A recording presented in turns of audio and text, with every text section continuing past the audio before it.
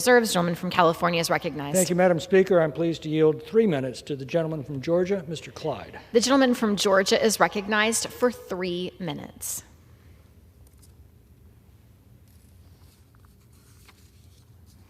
Thank you, Madam Chair. I rise today in strong support of H.R. 29, the Laken Riley Act. This bill is in remembrance of Laken Riley, the 22-year-old nursing student who was tragically murdered last year in my home community of Athens, Georgia, by an illegal alien from Venezuela who should have never even been in our country. After illegally crossing the southern border in 2022, Laken's murderer was released through the Biden administration's weaponization of the parole program. The following year, he was arrested by the NYPD for acting in a manner to injure a minor and for committing a motor vehicle license violation. According to an Athens Clarke County police report, this illegal alien went on to shoplift in Georgia just weeks after his encounter with law enforcement in New York. Clearly, this illegal alien had a pattern of criminal history, one that started when he accepted Joe Biden's invitation to illegally enter our country. He should have never been allowed to reside in the United States illegally, and ICE should have immediately issued a detainer after he committed these crimes. Because ultimately, if ICE had been aware and then issued a detainer, this criminal illegal alien would not have even been in the United States to commit the horrific murder of Laken Riley. We must enact changes now to protect our communities across the country from facing additional avoidable tragedies.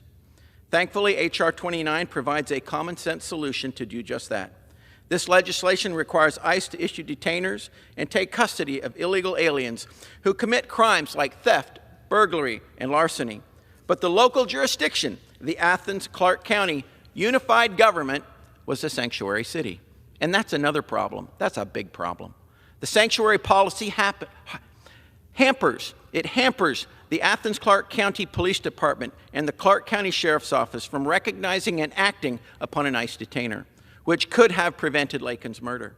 Time and time again, communities and families throughout our nation have been devastated by heinous crimes committed by illegal aliens. In fact, this past October, the Peach State faced another unspeakable tragedy. In Habersham County, in my home district, Miss Mimi Rodriguez Ramirez was brutally murdered by an illegal alien from Mexico. She was just 25 years old and left behind a young daughter and a loving family. The citizens of Clarke County and Habersham County are hundreds of miles from any border, but are still being brutally victimized by illegal aliens. Enough is enough. These preventable tragedies must come to an end.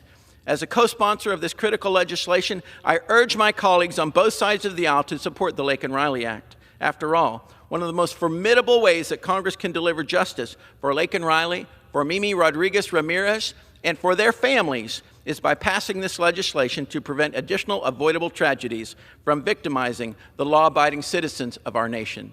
Thank you. Gentleman's time has expired. The gentleman from California reserves.